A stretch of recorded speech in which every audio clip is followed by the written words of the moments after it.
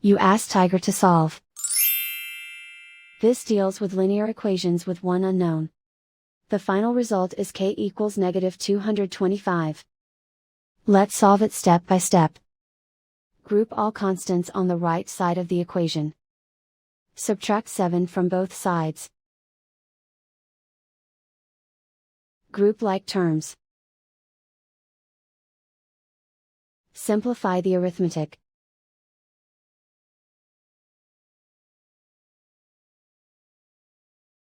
Isolate the k. Multiply both sides by inverse fraction 9 over -1.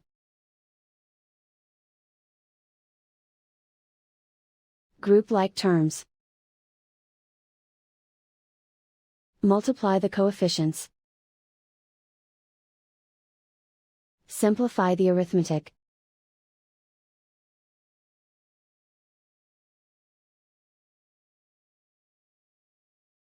And so the final result is k equals -225.